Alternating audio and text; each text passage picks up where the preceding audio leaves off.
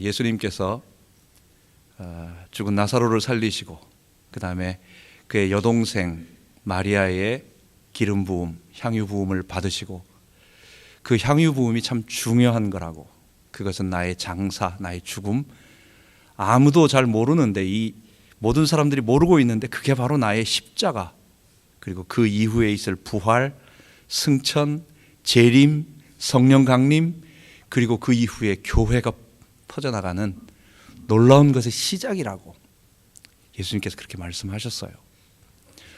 예수님이 이번 유월절에 올라가서 죽는다고 얘기하니까, 너희를 떠난다고 자꾸 얘기하니까 제자들이 근심할 수밖에 없는 거죠. 예수님이 우리 곁에서 같이 이렇게 우리를 이끌어 주셨으면 좋겠는데 이제 떠나가 버리신다고 말씀하시니까 상당히 걱정이 되는 거예요. 그래서 제자들이 걱정할 때에 예수님이 이제 성만찬을 하시고 참 13장부터 17장까지 길게 마태마가 누가복음에는 간단하게 이 떡은 너희를 위하여 흘리는 나의 나의 살이고 나의 피라고 하는 이 새 언약만 얘기했지만, 그러나 이 요한복음에는 그때 이루어지고 있었던 예수님의 중요한 내용의 메시지를 말씀하고 계신 거예요. 그러면서 바로 시작을, 오늘 첫 시작, 너희는 마음에 근심하지 말라라고 시작하는 말씀으로부터 이제 17장까지 쭉 이르게 됩니다. 예수님이 십자가에 예수님이 그 근심하지 말라고 한 그 세 가지가 있어요. 근거는 세 가지예요. 결국은 내가 너희를 위하여 처소를 예배하러 간다, 그리고 너희가 올 곳이 많다라고 하는 첫 번째, 그러니까 내가 가는 곳에 너희도 오고, 또 그곳은 자리가 없어가지고 못 들어오는 사람이 막 이렇게 생기는 게 아니라 넉넉하고 충분하기 때문에 걱정하지 말아라, 너희들도 나와 함께 있을 거다. 첫 번째. 두 번째는 아주 핵심적인, 이것 때문에 오늘 제가 이제 계속해서 종말의 파루시아까지 얘기를 하는데 앞으로 계속 나오는 이야기입니다만, 성령께서 우리 안에 함께 하셔서 내가 다시 너희에게로 성령으로 와서 너희를 통치할 거다. 그러니까 지금은 너희에게 성령으로 다시 오고 머지않아 내가 영광의 주님으로 구름 타고 올 거다라고 하는 그 부분을 얘기하시고, 마지막으로는 내가 너희와 함께 연합되고 성령으로 너희와 함께하는 것을 너희가 기도해 보면 내가 너희 안에 살아있다라고 하는 것을 알게 될 거다. 이 세 가지를 말씀해 주시는 거예요. 그래서 이제 조금 이걸 잘라서 14, 15, 16장, 17장까지 이 부분을 주님이 이 세 가지를 강조하면서 제일 핵심적인 부분은 내가 성령으로 너희에게 다시 오고 그리고 너희를 이제는 이끌어서 통치하고 하나님의 교회를 이끌어 가다가 그리고 마지막 날 새하늘과 새 땅으로 만들 거다라고 하는 이 주님의 구원의 놀라운 방법을 우리에게 말하는 것입니다. 오늘 그래서 첫 번째로 내 아버지 집에 거할 곳이 많도다, 이 부분을부터 우리 한번 보도록 하겠습니다. 여러분, 예수님이 말씀하신, 그리고 요한계시록과 또 구약 선지자들이 얘기했던 재림의 날 이후에는 이 땅에 새 하늘과 새 땅이 이루어지게 될 것입니다. 새 하늘과 새 땅은 에덴 동산으로 회복되는 것일 뿐만 아니라, 첫 번째, 제가 리셋이라는 단어를 좋아했어요. 그러나 리셋이라는 단어는 부족해요. 왜냐하면 우리가 컴퓨터를 사용하다가 막 이게 그냥 복잡해져 가지고 바이러스 먹고 막 복잡해져서 이게 프리즈가 되고 막 안 된다. 그때 어떻게 합니까? 여러분 뭐를 따닥 해가지고 초기화 상태, 그래서 공장에서 나에게 줬을 때 그 새거 상태로 딱 뭘 누르면 그게 그렇게 돼요. 이 세상이, 하나님이 창조하신 세상이 아담의 범죄로 말미암아 다 헝클어져 버렸어요. 하나님께서요, 이 복잡해서 도대체 이거 어떻게 풀어야 될지, 이걸 갖다 이 꼬이고 엉키고 다 묶여있는 이것을 도대체 어떻게 해결해야 될지 아무도 손대지 못하는데 주님이 모든 것을 초기화 상태, 내가 너희에게 창조한 그 완벽한 상태, 공장 내에서 출고할 때 그 완벽한 상태, 그게 에덴이에요. 이 땅을 그렇게 만들겠다. 저 하늘에 내가 새로운 것 하는 것이 아니라 이 땅을 그렇게 하겠다. 베드로후서 3장 8절에 보면 이 땅을 불로 다 태우시겠다고 말씀하셨어요. 결국 이 모든 세상들이 불에 타서 없어지고 죄의 세상이 멸하고 모든 것들이 다 헝클어진 것들이 다, 그러니까 하나님이 천지를 창조하실 때처럼 모든 것이 바뀌면서 새 것으로 죄의 것들이 다 없어지고 사망이 없어지고 사탄이 없어지고 그리고 거룩한 그 모습으로 돌아간다. 이게 이제 제가 보통 리셋이라는 단어 속에서 말하고자 했던 첫 번째 그 부분. 그러나 한 가지 더, 그게 리셋, 그 에덴의 회복으로만 돌아가는 게 아니에요.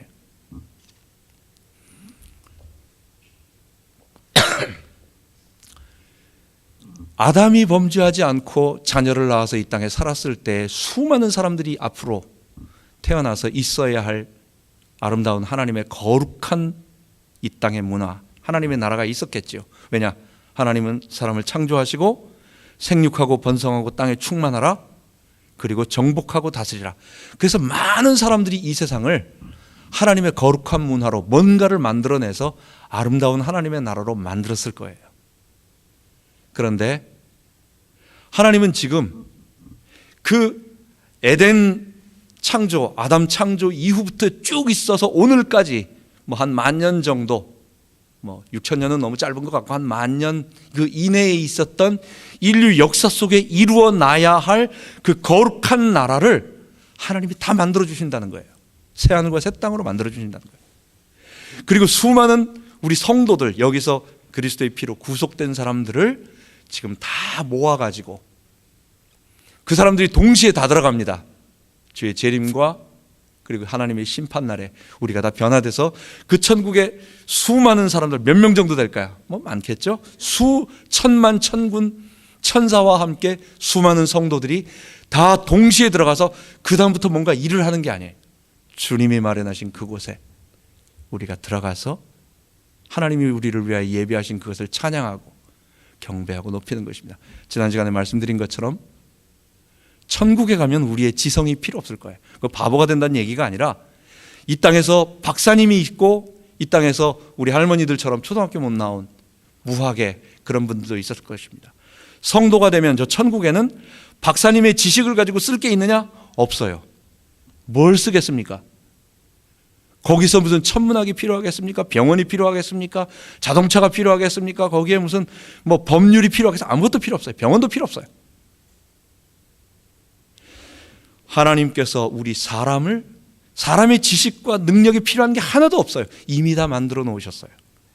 그리고 나서 하나님은 사람들의 모든 지성을 공평하게 똑같이 범죄 이전 아담이 사물을 직관을 딱 했을 때 보고 꿰뚫어 보고, 아, 저거는 목이 기니까 기린이다, 저건 코가 기니까 코끼리다 라고 어떤 사물을 딱 보고 그것의 내용을 딱 파악을 하고 할 수 있는, 그러니까 뭐 보통 사람들, 지금 우리의 뛰어난 사람보다 더 뛰어난 원래의 우리의 모습, 그 지성의 모든 것으로 평준화시키면서, 그러면서 하나님의 나라를 잘 관리할 수 있도록 만들어 주실 거예요.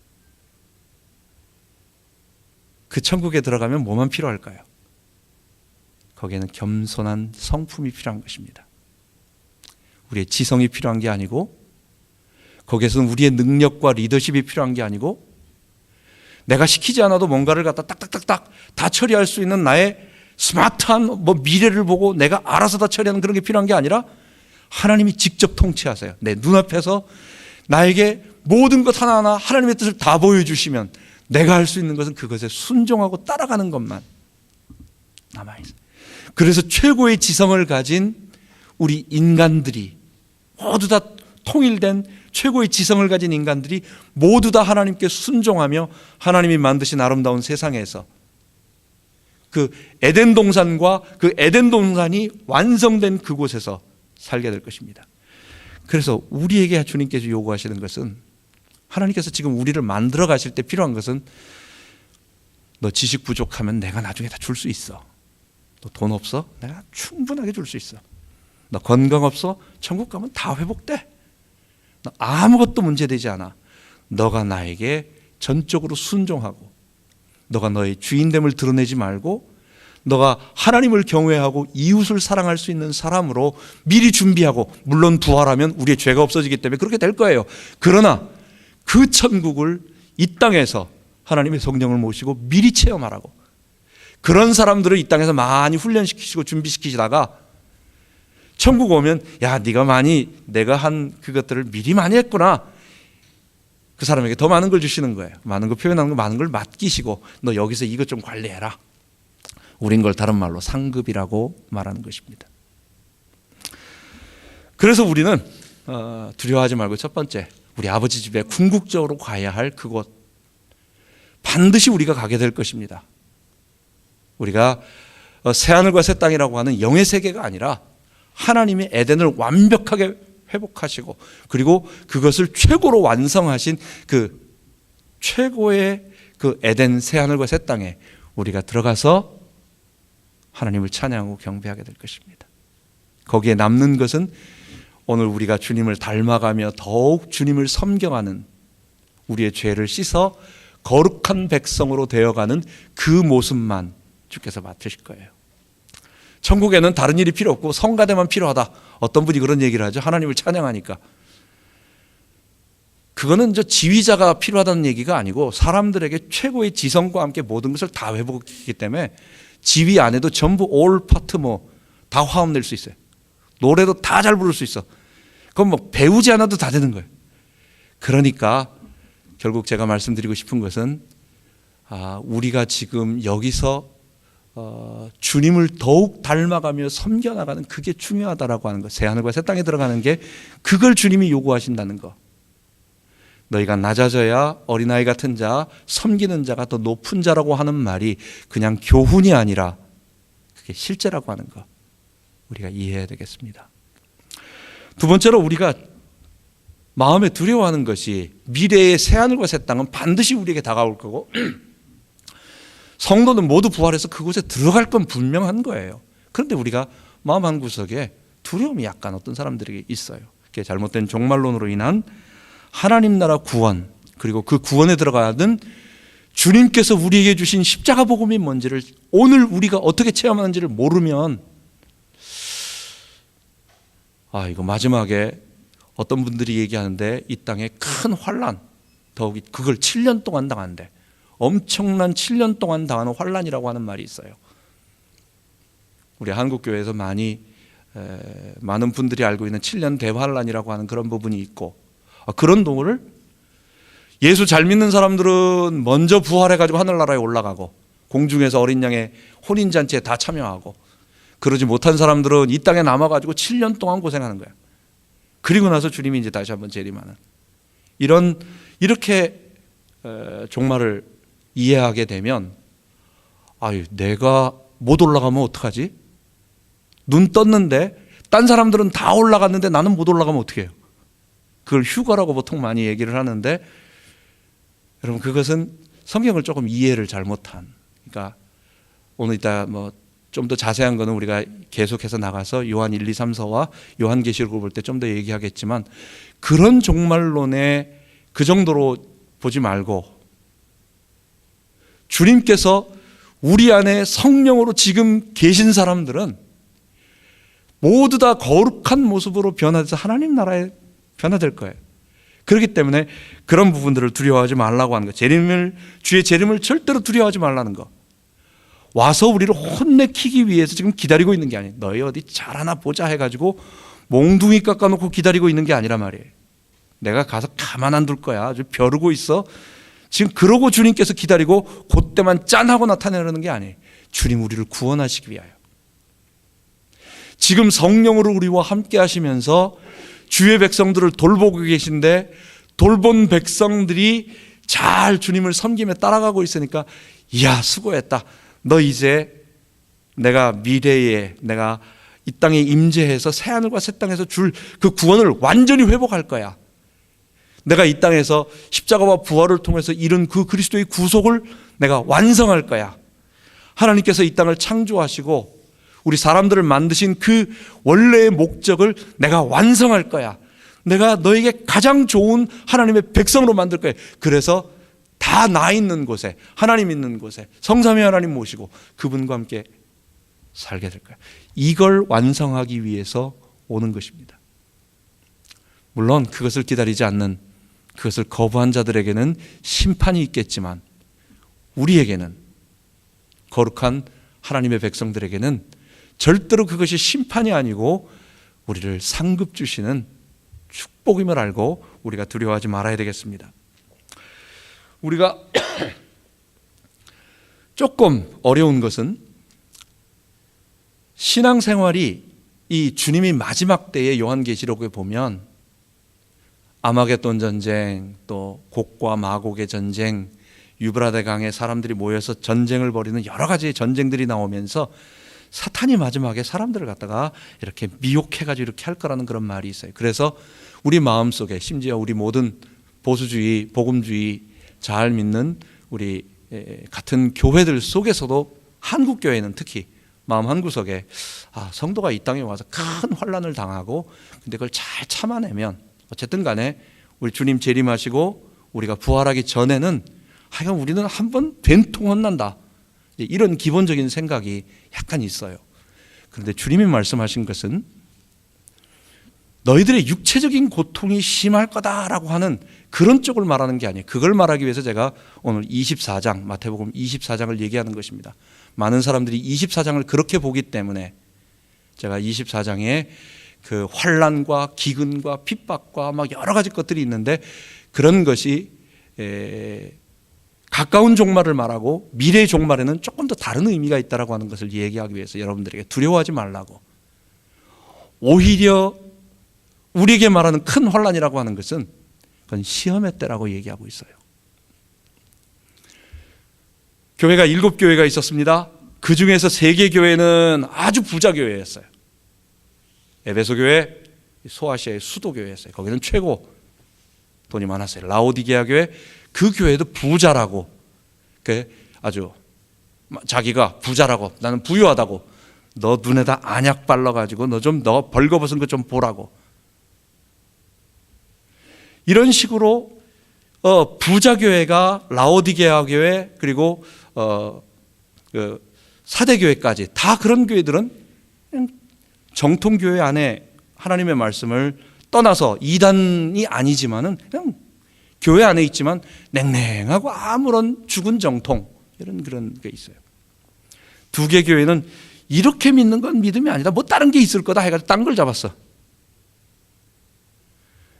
그게 이제 버가모 교회하고 두아드라 교회인데 니골레당의 교훈과 발람의 교훈과 그리고 그 음녀 이세벨 그 거짓 선지자를 따라가는 그런 교회였어요. 그런데 2개 교회는 아주 어려운 교회였어요. 그게 서머나 교회와 빌라델비아 교회. 둘 다 특징은 뭐냐? 그 주변에 사탄의 회당이라고 하는 유대인의 모임이 있는데, 그게 회당이잖아요. 근데 자기들은 하나님의 백성이라고, 유대인의 회당이라고 모여서 하나님을 찬양하는데 예수님은 그들을 뭐라고 말하느냐? 실상은 사탄의 회당이라는 거예요. 그들이 핍박을 하는 거예요. 동족인 유대인들의 회당으로부터, 유대교로부터 극심한 핍박을 받고 있는 2개의 교회, 그게 빌라델비아 교회와 서머나 교회. 서머나 교회 환난과 궁핍이 있다. 그러나 너가 실상은 부자다, 너 축복한다, 걱정하지 마라, 하나님 책망하지 아니하시고 그를 사랑하셨어요. 더 힘든 교회가 하나 있었어요. 그게 빌라델비아 교회. 빌라델비아 교회는 너무너무 적은 능력, 사람도 없고 돈도 없고, 그런데 그 적은 능력을 가지고 주님을 섬기는 겁니다. 너가 내 믿음을 이 믿음을 끝까지 지켰으니, 그러면서 하시는 말씀이 내가 시험의 때를 면하게 하리라. 그러면서 그 시험의 때가 뭐냐라고 했을 때 온 세상을 미혹해 하는 그때라고 말하는 거예요. 시험의 때라고 말하는 거예요. 요한계시록 20장 3절에 보면 우리 보통 말하는 천년왕국이라고 하는 것이 있습니다.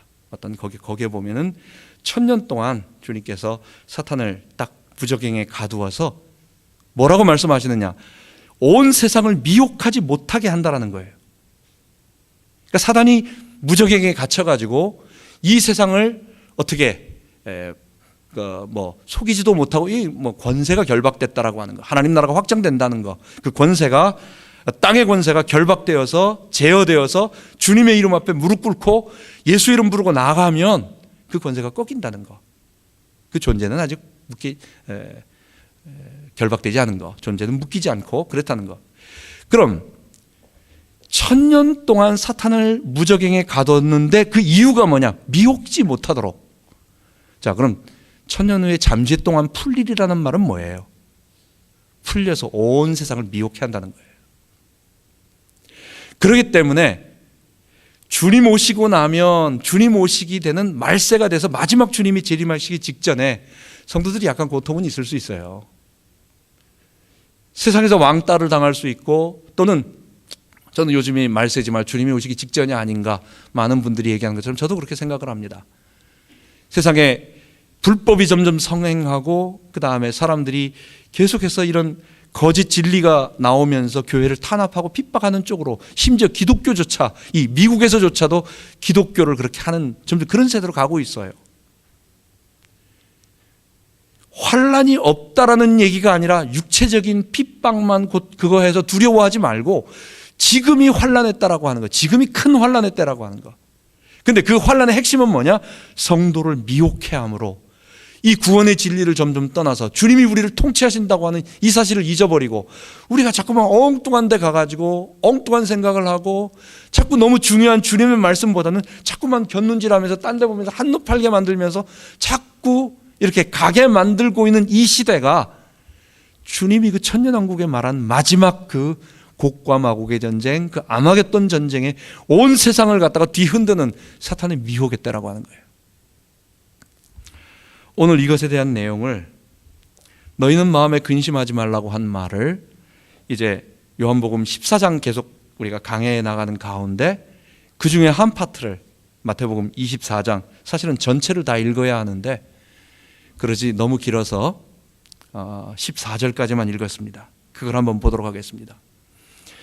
예수님이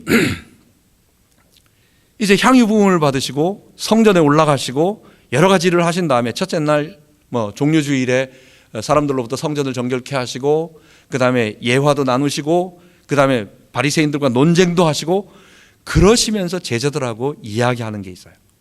지난번에 말씀드렸지만은 예루살렘 성전은 예수님 당시, 예수님이 딱 계셨을 때 바리새인들이 뭐라고 말했느냐?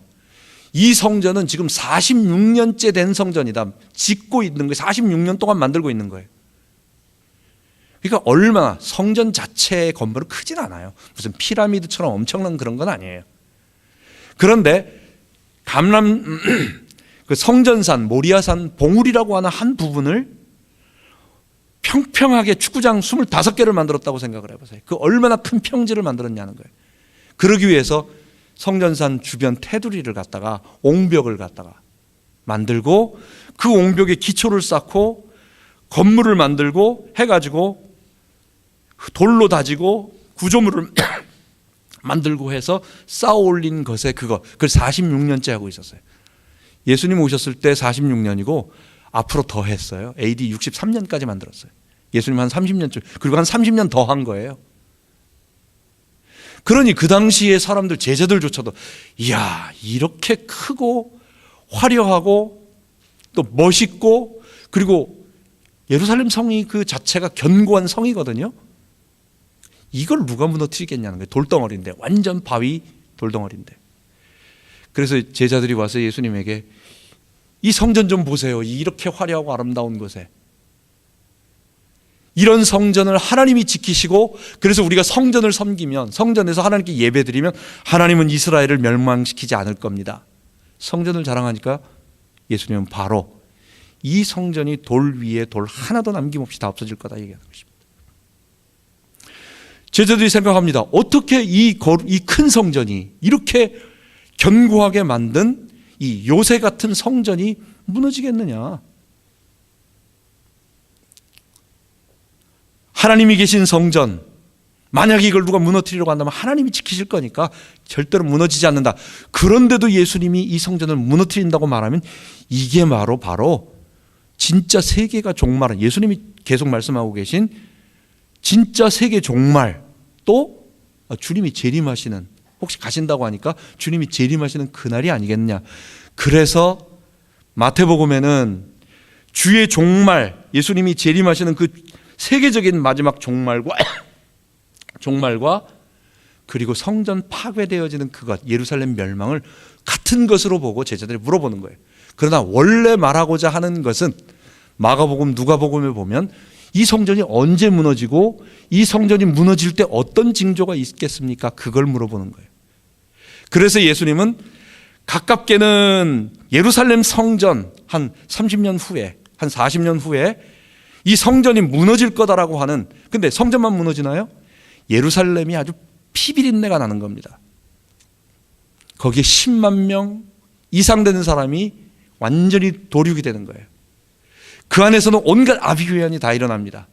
로마 군대가 죽이기도 했지만 그 안에서 열심당원들이, 사람들이 자꾸만 나가서 항복하자는 사람들도 있고 성을 떠나려고 하니까 못 떠나도록 하기 위해서 칼로 죽이고, 조금만 말 안 들으면 그냥 동족이 동족을 죽이고, 먹을 게 없으니까 어머니가 자식을 갖다가 삶아서 죽여가지고 고기를 뜯어먹고, 이런 일들이 실제로 요세푸스기로 보면 다 나오고 있어요. 그러니까 이전에도 없었고 이후에도 없을 엄청난 환란이 예루살렘 성전 멸망을 통해 가지고, 이 성전이 파괴되어지면 그것과 동시에 이스라엘 초토화가 되는 거예요. 그리고 수많은 사람들이 죽는 그 일이 온다 라고 하는 것을 먼저 말씀하시며, 그리고 마지막 때는 이런 종말과 함께 여기서부터 이제 내가 구름 타고 옴으로 말미암아, 그걸 파루시아라고 말해요. 재림을 파루시아, 좀 있어 보이게 파루시아라고 말해, 헬라어로. 파루시아는 뭐냐? 구름 타고 오실 뿐만 아니라 첫 번째는 내가 성령으로 너희와 함께함으로 너희 가운데 나의 파루시아를 보내고, 그리고 그 일들을 계속 해나가다가 내가 새하늘과 새 땅을 만들어서 모든 사람들을 다 집어넣어야 할 그때가 되고, 그런 공간, 주님 만드는 거예요. 말씀 한마디로 끝내지 않겠어요? 그렇잖아요? 뭐 그게 얼마나 하나님께서 걸리시겠어요? 그러니까 하루아침에 그거는 말 한마디면 첫째 날 되어지듯이 싹 되어버릴 거예요. 그러나 그런 사람들을 짠 하고 만드는 것이 아니라, 이 땅에서 죄 가운데 오염되어서 다 자기 주장하며 사는 사람들을 버리지 아니하시고 그 중에 예수의 피로 다 하나하나 씻어서, 지난번에 뉴올리온스 그쪽에 해저 유전이 터져가지고 새들, 물새들이 다 그냥 그 기름 덩어리 되는데 한 마리 한 마리 다 잡아가지고 깨끗하게 씻어가지고 이걸 갖다가 다 하는 거예요. 거기다 집어넣으려고 하는, 얼마나 큰 일이겠어요. 지금 그 일을 하고 계신다는 거예요. 그리고 그 일이 영원히 주님은 그 일만 하시겠어요? 그렇지 않다는 거예요. 때가 어느 정도 돼서 그 모든 유대인과 이방인의 수가 다 차면 스톱. 그 다음에 그런 새 땅으로 만들고, 그렇게 된 사람들을 다 부활시켜서 들여보낸다라고 하는 거예요. 그게 지금 마태복음 24장, 그 다음 마가복음, 누가복음에 계속 연결돼서 나오는 똑같은 병행 구절에 예수님이 마지막 그 예언이라고 하는 거기 속에 담겨 있는 것입니다. 자, 이 예언을 쭉 읽어보면 얼뜻 보면 쉬운데 또 얼뜻 보면 어려워요. 아까 말한 것처럼 예수님이 가까운 미래의 재림을 예언하시면서, 그러면서 이것과 함께 이거는 시작이 아니다, 이건 시작이다, 이게 끝이 아니다, 지금 이렇게 되는 것은 시작이다, 그리고 마지막 날이 있다. 그러니까 지금부터 주의 종말과 주의 재림이 시작됐다, 주의 나라가 왔다, 주께서 왕권을 가지고 내가 너희를 통치한다. 그 이전엔 그런 것이 없었어요. 예언으로만 있었지. 하나님 나라에 대한 예언으로만 있었지. 그 구약에는 예언만 있었지 실제 그 일은 없었는데, 예수님의 십자가의 부활로, 그리고 그 주께서 오신다라고 약속하신 그 파루시아가 성령으로 우리 안에 임재하심으로 시작되었고, 이제 어느 정도 지나면 마지막 날 주께서 정말로 구름을 타시고 직접, 지금은 성령으로 자신의 영으로 통치하시고, 그리고 때가 되면 자기의 실체가 이 땅에 구름 타고 오시는 그날이 온다는 거예요. 그것을 마태복음 24장에 말하는 것입니다. 이 본문을 읽다 보면 대부분 이해가 됩니다. 근데 안 되는 게 있어요. 세 가지가 이해가 안 되는 것입니다.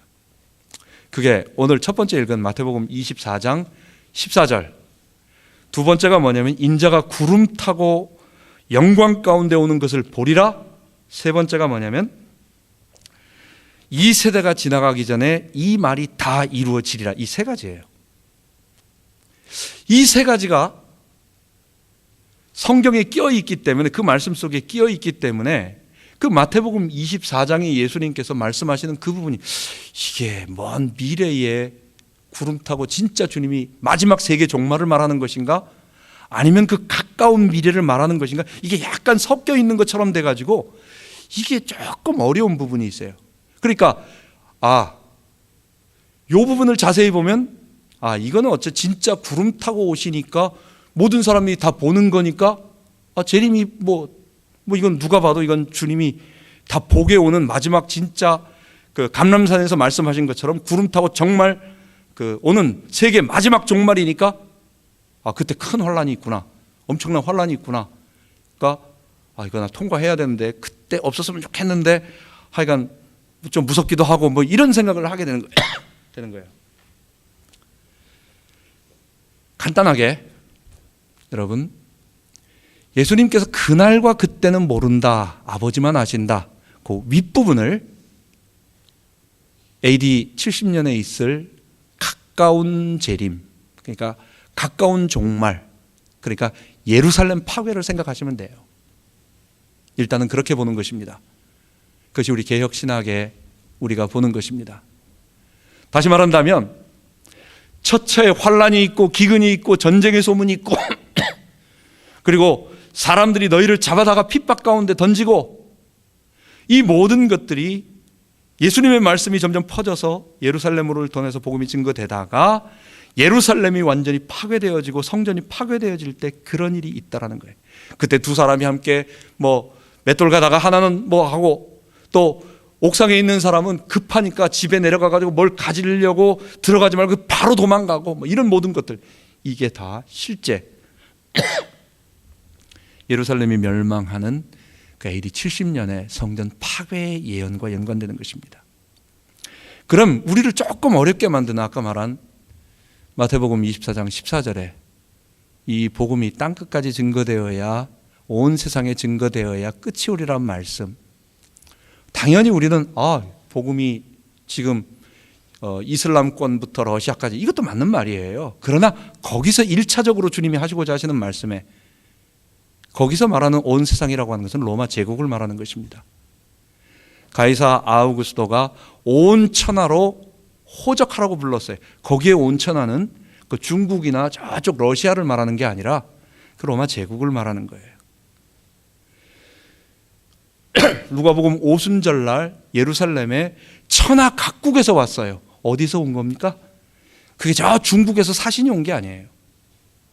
저쪽 어디 러시아나 저 산골짜기 아프리카 끝에서 온 게 아니에요.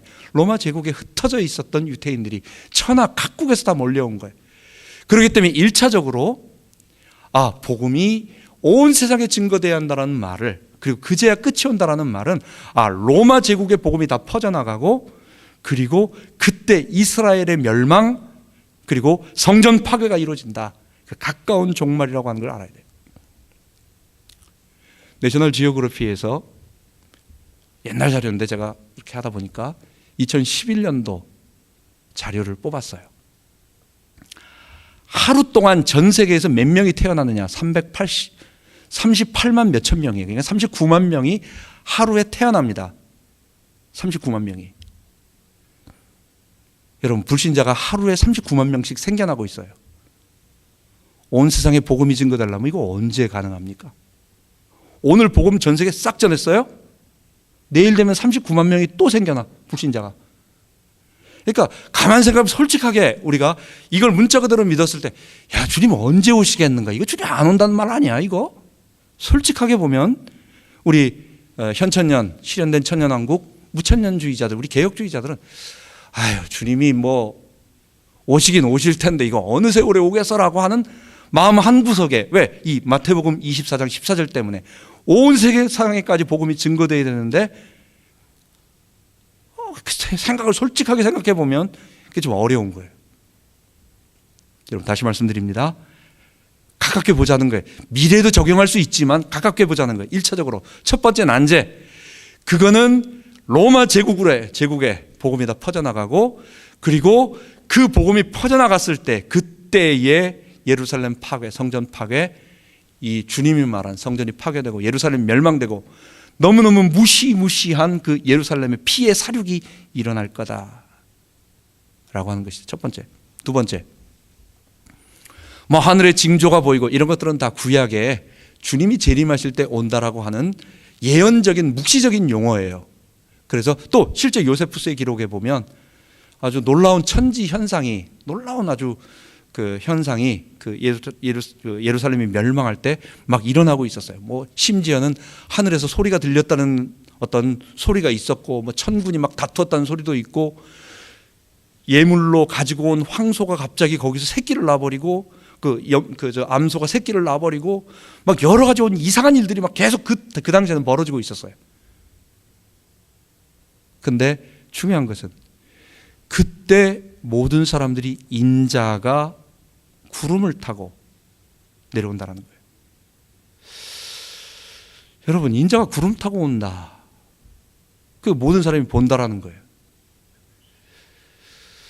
여러분, 구름 타고 온다라는 말이 무슨 말일까요? 누가복음에 보면 인자가 왕권을 가지고, 인자가 보좌 우편에 앉은 것과 왕권을 가지고 오는 것을 본다, 이렇게 계속 얘기를 하고 있어요. 구름을 타고 오신다라는 것은 첫 번째, 정말로 주님께서 마지막 날 자기가 부활하신 모습으로 모든 사람이 볼 수 있도록 구름을 타고 우리 앞에 나타나실 것입니다. 그건 세계 마지막 종말 때 그러실 거예요.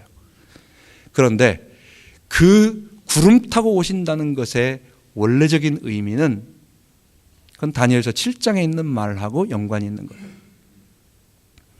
내가 또 밤 이상 중에 보았는데 인자 같은 이가 하늘 구름을 타고 와서 옛적부터 항상 계신 이에게 나아가 그 앞에 인도되매.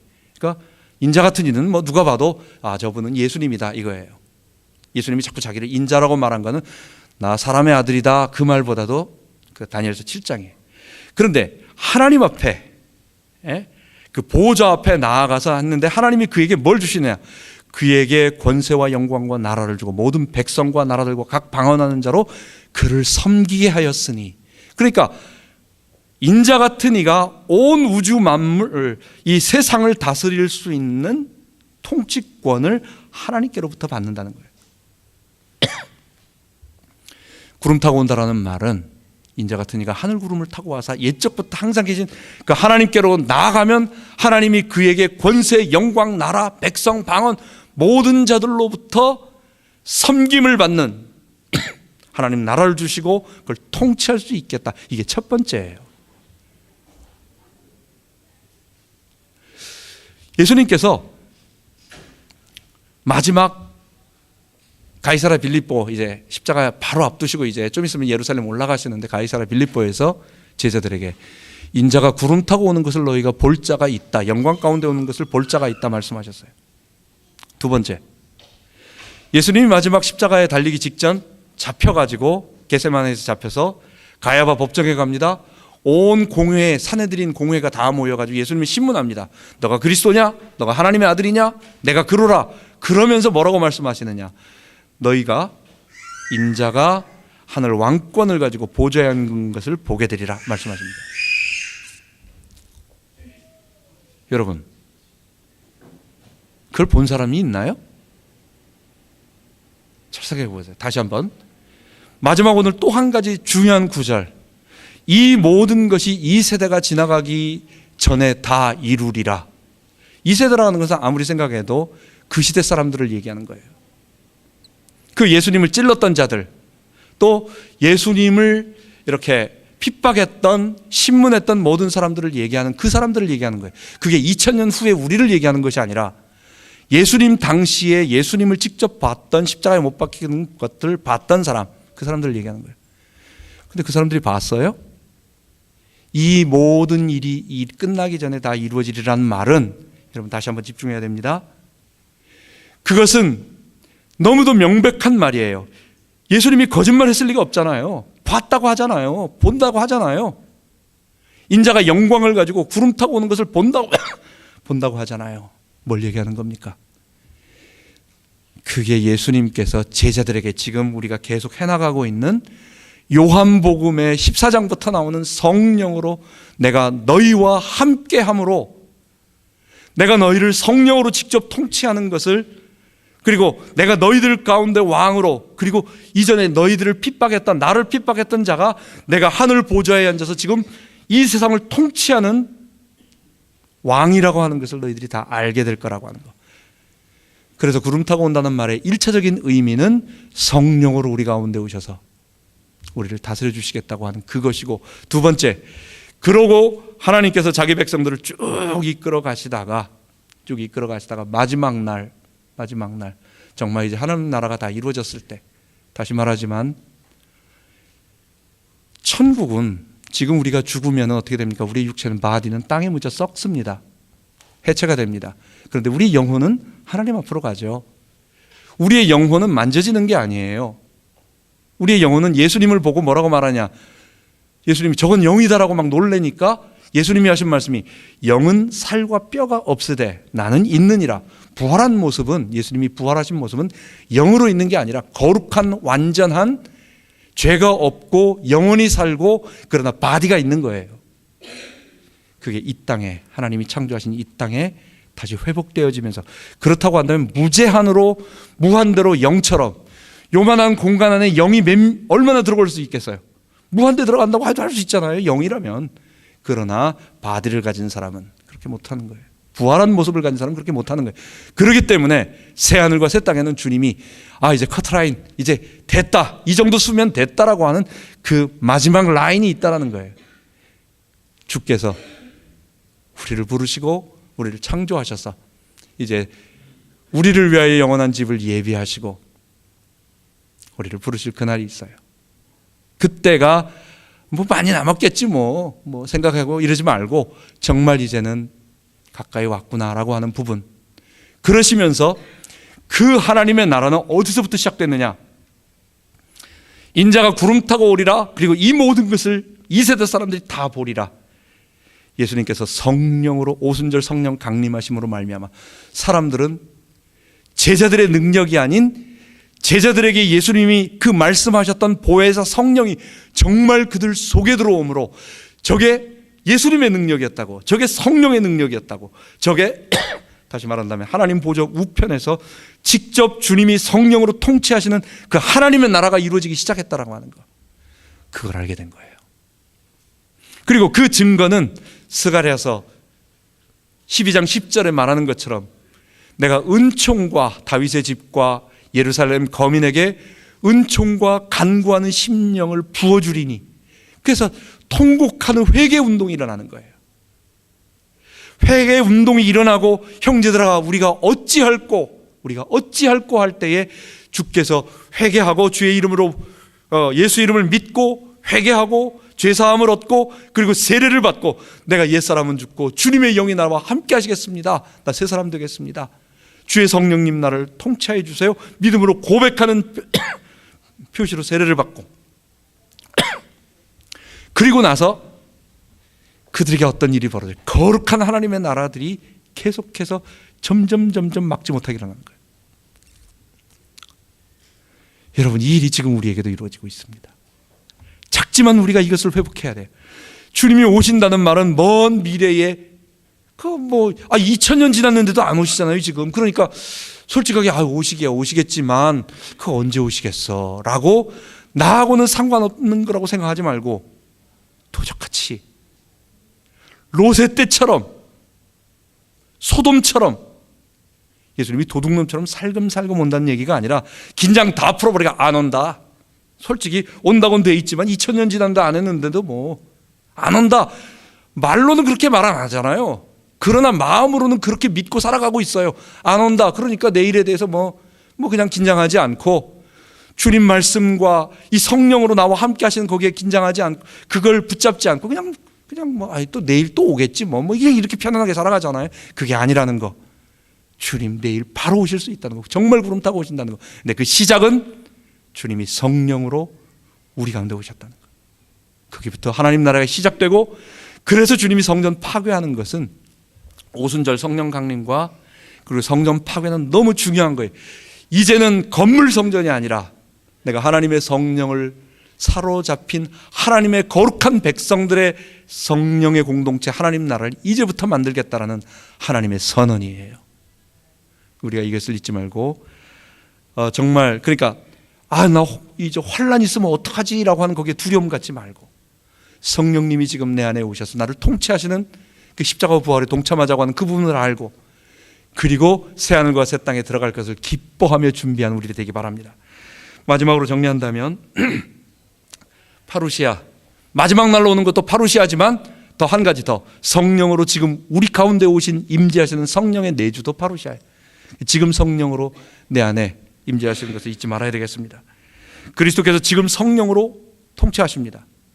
보좌에 앉으셔서 하나님의 통치권, 예수님의 통치권이 지금 우리에게 미치고 있어요. 주님이 지금 하늘과 땅의 모든 권세를 가지고 계세요. 그래서 우리가 요한계시록에 보겠지만 지금이 바로 주님이 보좌에 앉으셔서 성령으로 통치하시는 천년왕국 기간이고, 그리고 어쩌면 지금이 그 말세에 너무 세상이 그냥 사람들을 갖다가 미혹하는 일들이 너무 많고, 보세요. 마귀가, 이 큰 용이 자기의 졸개 둘을 데립니다. 그게 하나는 바다에서 올라온 열불 짐승, 이게 막 핍박을 하면서 교회를 핍박합니다. 이게 강력한 세상 권세를 말하고 있어요. 그리고 땅에서는 두 뿔 가진 짐승이 올라옵니다. 근데 어린 양같이 생겨서, 그러니까 예수님 비스무리하게 하면서 거짓 메시지를 계속하는 거짓 종교를 만들어내는 거짓 선지자들이 종교적인 타락과 그리고 권세의 압력으로 계속해서 교회를 핍박합니다. 뿐만 아니라 대부분 사람들에게는 음녀가 붉은 옷을 입고, 그리고 사치와 향락을, 이름을 뭐라고 말하냐, 바벨론. 그러니까 사람들에게 사치와 향락을 줘가지고 뼈가 녹도록 그냥 누리도록 만들면서 죄 재림 없어, 아유 이 세상이 좋지 뭐, 주님 오시는 것보다도 그냥 여기 사는 게 더 좋아라고 할 정도로 그냥 긴장 다 풀어버리게 만들고 주님 바라보지 않게 만드는 그거, 또는 겁을, 이 두려움의 권세와 어떤 핍박으로 나의 막 두려움을 갖도록 만들고, 또는 자유주의적인 이런 신학과 또 여러 가지 거짓 성공신학, 우리 예수 믿으면 아주 잘 된다라고 하는 거, 아브라함처럼 축복을 받을 수 있지만 그러나 그리스도와 함께 고난을 받는 것이 우리를 만드는 것입니다. 사탄만 계속 쫓아다니는 사탄신학, 또는 요즘은 아예 이제 갈 때까지 갔잖아요. 동성애 목사님까지, 우리 교회 동성애자가 왔다, 여러분 교회 문 닫고 들어오지 말라고 할 겁니까? 들어오라고 해야죠. 같이 예배드리자고 해야죠. 근데 뭘 얘기하는 거예요? 당신도 예수 믿고 당신의 그 동성애의 그 부분을 성령의 능력으로 십자가에 못 박혀서 회개하고, 또는 안 되는 것을 예수의 이름으로 극복하며 성령의 도우심을 받아 변화되자고, 그렇게 하기 위해서 우리가 받아들이는 거예요. 우리가 미워하거나 막 더럽다고 이렇게 하는 것이 아니라, 예수님은 세리건 또는 창녀건 누구든지 다 품어주셨잖아요. 마찬가지로 하는 거예요. 지금은 동성애자를 문제가 없다고 말하는 게 아니라 이제는 동성애 목사님까지 세우는 거예요. 이거는 참 정말 갈 때까지 가보자 이렇게 되는 거예요. 교육을 하는데 우리 아이가, 3년이가 고3 때, 아빠 이 동성애 이거는 자연적인 거 아닙니까? 학교에서도 다 그래가지고 그 사람들은 그렇게 태어났으니까 뭐가 문제가 되겠어요? 라고 상당히 호의적으로 갖고 있더라고요. 정신 차려라 너. 그래도 이제는 좀 아닌 것 같아요. 이제는 많이 세상을 그렇게 타락시키는데 우리는 미혹되지 말고, 지금 이 시대가 큰 환란의 시대고 주님 마지막 오시기 직전에 사람들을 혼란 가운데 빠지게 만드는 그 시대라고 하는 것, 두려워하지 말고 미혹에서 시험의 때에서 우리가 이기는 우리 되기 바랍니다. 이것의 핵심은 다음 시간에 나올 예수님께서 우리 안에 성령으로 십자가와 부활로 함께 하신다는 것. 우리가 두려워하지 말 것은, 주님이 언제 오시지 징조 모르면 내가 놓쳐가지고 못 올라갈까 걱정하지 말고, 성령님이 내 안에 계시고 내가 십자가와 부활에 늘 동참하면 그거 하나만 가지면 천국 가는 거예요. 다음 시간에 계속하도록 하겠습니다. 기도합니다. 하나님 아버지, 우리가 주의 재림을 생각하고 주님이 떠나실 때 말씀하신 이 부분들을 생각할 때에 분명히 주의 재림은 있고, 그리고 우리는 드러날 걸 확신하지만 때때로는 너무 멀어서 우리와 상관없는 것 같고 남의 얘기인 것 같고, 그리고 또 어떨 때는 그 큰 환난이라고 하는 부분이 두려워서 어떨 때는 혹시 내가 지금 잘못돼 가지고 안 되는 거 아닌가 뭐 이런 여러 가지 것들로 두려워하고 있습니다.